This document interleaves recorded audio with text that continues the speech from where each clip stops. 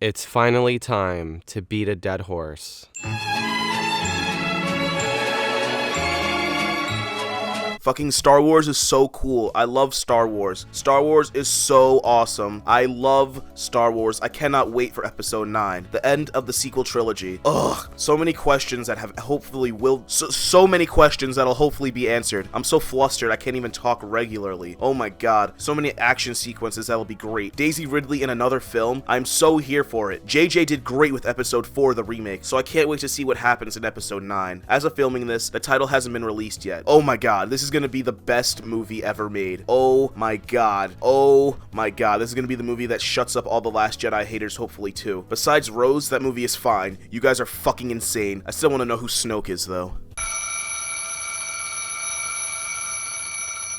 Wake up! Wake up, wake up, wake up! Up you wake, up you wake, up you wake, up you wake! I have a very strange relationship with this movie. I kind of really freaking enjoy it. This movie was so fun to watch. I was grinning ear to ear the entire time, despite it being the dumbest Star Wars movie since Rogue One, the prequels. It's safe to say that I was super excited for this movie because, well, I fucking love Star Wars. Even if the movies are questionable and stupid at times. I thought The Force Awakens was a nice return to the franchise, and I thought The Last Jedi was just fine. But this movie somehow feels incomplete. Ideas are thrown around all over the place that we were just supposed to accept. And it high-key feels like it was written by someone on Reddit who likes to write fan fictions and not a multi-million-dollar film cinema writer. Seriously, the Emperor returns? So how does he return? It just shows up in the title crawl. There is no explanation, it just says, yeah, he's back. Hello? The most powerful Sith ever in the history of Star Wars just comes back to life off screen? I mean, it's not a stretch to say he fucking survived blowing up because people in this fucking franchise have survived everything for some reason. But to just have him return because? Like, what was the point of the First Order? Of Snoke? It's just the Emperor again with the same goals and same ambitions. I do not understand. What was the point of The Last Jedi? What was the point of Return of the Jedi if the Empire was just going to come back? This script is just not it, family. It feels as if the first half of the movie is literally just exposition. It doesn't feel like a traditional Star Wars movie with the thrilling adventure. A lot of what happens at the beginning is just high-key forgettable. Lando is in the movie because of nostalgia, and he literally just shows up and says hi, and then shows back up at the end to do whatever. I can't really explain what the Emperor's overall plan was.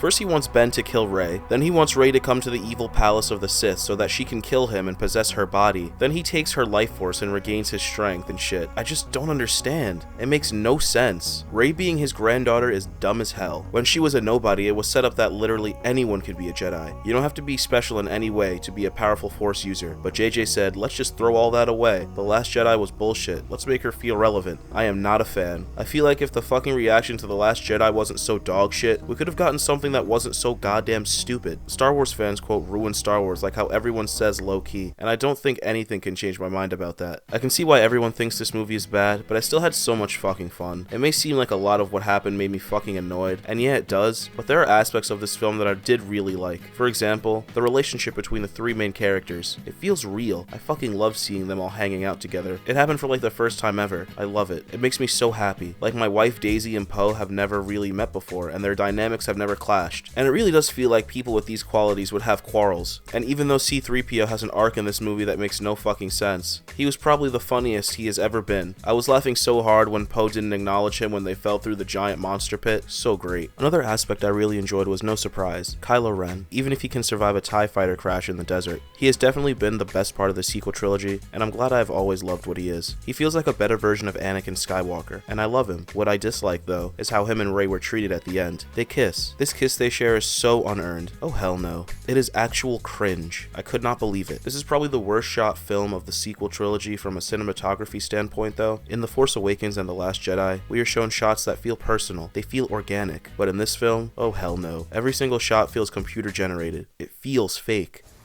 I disagree.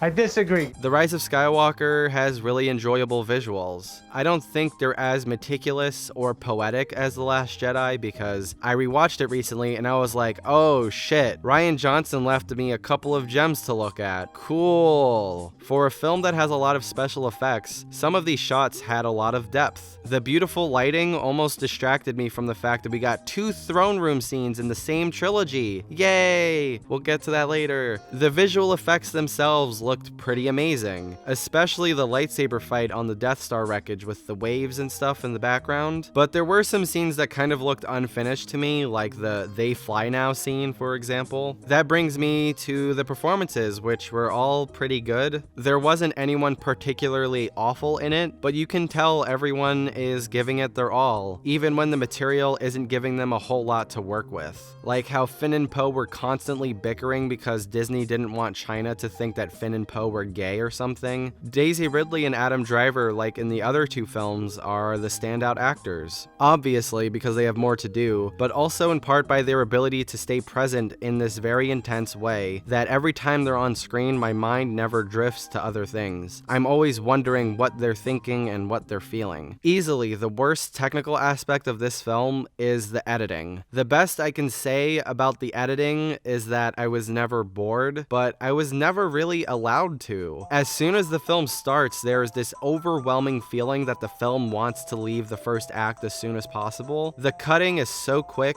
scenes barely have time to breathe. If you blink, you're gonna miss an entire scene. Scenes don't smoothly transition into each other. It's like as soon as the necessary information is given, we immediately cut to the next scene, where we need to be told more information, and the next scene is already moving at 100 miles an hour, so you need to comprehend the previous scene as quick as possible, because you're going to miss the beginning of the next scene, and it goes at that pace for so long. It's exhausting. And there are scenes throughout the film that go by so fast that you can't even process it, like the story probably would have liked you to. A character dies and it happens so abruptly, and there's no build-up, and the scene ends almost instantly, and you're like, wait, that was a pretty major character, are we not going to spend any time on this? But you're already in the middle of a new scene, and it's just tiresome. Like I said, I felt so exhausted, and not the same kind of exhaustion that Requiem for a Dream provides, because that's intentional. Requiem for a Dream is a film that I love, and there are so many quick scenes in that movie and fast cutting and everything you can imagine, but you can feel that it's a stylistic choice and not the director trying to trim the movie down as much as possible, so Disney can fit a couple of extra screenings per day. One thing I do feel bad about is that they had the task of resolving Leia as a character, even though Carrie Fisher died back in 2016. They stitched together old scenes with leftover footage from The Force Awakens, but it doesn't look great. The shots on Carrie's coverage doesn't match seamlessly with whoever she's talking to. Also, the scenes that she's in are choppy, they don't flow well, and they really don't work. But what I don't feel bad about disliking is this film's relentless contempt for The Last Jedi. Hey, remember in The Last Jedi when they couldn't light speed an infinite amount of times and then people made a YouTube about it? Well, the first time we see our heroes in the Falcon, they light speed so many times your head will spin. Thanks, Reddit. Then they were like, what was the other thing the internet hated? Oh yeah, the Asian girl. Let's give her literally 1 minute of screen time and let's relegate what she would have done in the film to newer characters who we don't give a fuck about, but we're spending precious time that the editing has already dictated we don't have onto learning about this new character. It's so stupid. Also, she's basically Finn but a girl. Like, the writing was so lazy.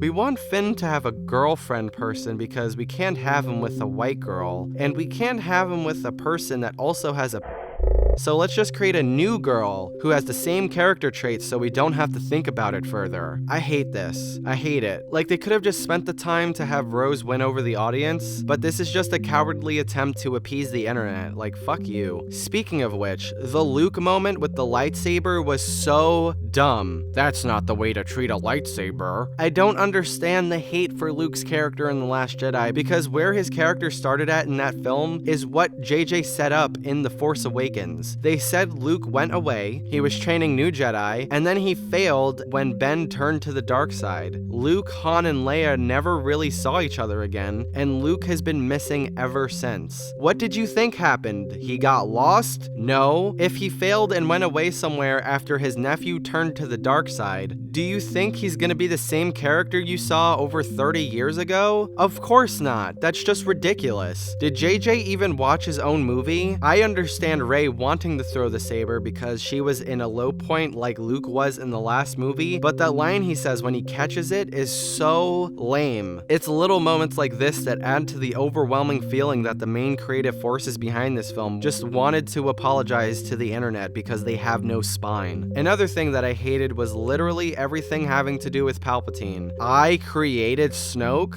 Really? We couldn't let Snoke just be some guy who was really powerful but got killed by Kylo Ren? We had to explain that Palpatine was encasing Snoke's in a jar like he's Nora from Batman and Robin. Snoke was never the big bad, ever. Like in Blade Runner 2049, Neander Wallace isn't the main villain of the film. He's powerful in the story, he's an ominous figure in the world of the movie, but Love is the clear antagonist of Blade Runner 2049. She actually has things to do in the narrative. Neander Wallace is just as much of a decoration as Dr. Tyrell was in the first movie. Kylo Ren is clearly the main antagonist of the sequel trilogy, and I don't know why we couldn't just have Kylo Ren be the singular antagonist of the third film. I mean, Hux by the end of The Last Jedi clearly would have wanted Kylo Ren dead, so seeing him turn on him made sense to me, but this movie decides, oh, he should be a spy for the Resistance instead of trying to mobilize a coup, which would have been better, and then he just fucking dies in a scene that lasts like 30 seconds, and it's completely forgotten about, and it's so insignificant in the film because we're given a new character that Hux has to jump hurdles over because there's a new character that is aligned with the Emperor. Kylo Ren and Hux fighting over the First Order would have been great because it was set up throughout both films, but fuck it, I guess we need an Emperor or something because ideas. You know what else apparently we needed that's solved by Palpatine? Nepotism. I mean, why stick the landing and carry over one of The Last Jedi's great messages that you don't have to be someone's son or daughter to make a difference in the world when you can just make Rey a Palpatine? She's his granddaughter, and that's canon now, I guess. It makes everything about her character less special. It makes the world of Star Wars even smaller. How did any woman fuck this guy? Look at his face. How did him having a child not get out? How? How everything? Think about what this movie explains. That he had a child who became an adult and ran away from him with his or her lover, who had a baby who got chased by bounty hunters trying to kidnap and send them directly to Palpatine. How did no one find out about this? How did Han not find out about this? He knows bounty hunters and scavengers and people who do bad things for money. This is so dumb. I hate this. When Rey heals stuff in the film, it's fine, I guess, that she's a Palpatine because in episode 3, Palpatine basically tells Anakin he knows how to bring people back from the dead. So that's fine, I guess. But we could get rid of all of that and not have her be a Palpatine because the end of the film would have been so much more powerful and consistent with Rey's arc if she was accepting the last name Skywalker as a symbolic acceptance of a family she created in spite of having no family, and showing that family can be the people who love and support you without being blood related. But instead, what we got was her accepting a name because she's rejecting the fact that she's related to a Sith Lord. What does this have to do with the rest of the trilogy? Palpatine in the original trilogy was there because it was set up that he turned Darth Vader to the dark side, and Darth Vader needed to overcome him. Who actually needs Palpatine to complete their emotional transformation in the sequel trilogy? The answer is no one. And I don't think Palpatine brought back to life is bad because it undoes Darth Vader's arc, because it doesn't undo what Vader actually did. It just undid the fact that Palpatine is dead. Arcs are emotional, not plot-based. Palpatine being alive doesn't undo the fact that Darth Vader chose his son over Palpatine, that he chose the light side over the dark. Palpatine being brought back to life is just shit fan service. That's all it is. I don't know. As I'm writing this, I'm caring less and less about this movie. Like, the other dumb things I was going to go in depth on were the awkwardness of Ben's death and why Rey couldn't just bring Ben back to life. Kylo Ren charging at Rey because apparently he was trying to show her powers he didn't even know she had or something when Chewie died. But then I was gonna complain about Chewie fake dying because apparently they pointed at the wrong transport. Why couldn't Rey sense Chewie's presence? Why couldn't Finn sense Chewie's presence? He could sense where that other antenna was in the third act because, according to interviews, he has the Force too, I guess. But I'm too exhausted to care because Disney's lack of faith in its filmmakers is so upsetting and annoying, and I don't care. In conclusion, The Rise of Skywalker is a mess. People behind the scenes were so afraid of following through with what The Last Jedi set up that it literally fucked itself, and this is what we got. An annoyingly edited, cynically written, and unimaginative film. And I'm giving Star Wars The Rise of Skywalker a 5 out of 10. All in all, this movie feels like it was trying to fix the quote problems that The Last Jedi may have presented in the franchise. And I think that tactic is so dumb. Reddit won this battle, I guess. But I will still watch this movie in the future and end up having a good time. I really do have fun watching this movie despite it being stupid as hell. It reminds me of like that 2012 movie or a Transformers movie, and I'll probably buy that motherfucker on Blu-ray, because Star Wars is everything. It's my life. This movie is disappointing, and not the end we deserved, but I've seen it 3 times and honestly can't wait to see it again. I'm giving The Rise of Skywalker a 5 out of 10. If you like this video, please like, comment, and subscribe. We got more reviews coming out soon. It's gonna be a ton of fun. The Matrix video is coming. I swear it's gonna happen. I swear it's happening, okay? I swear, all right?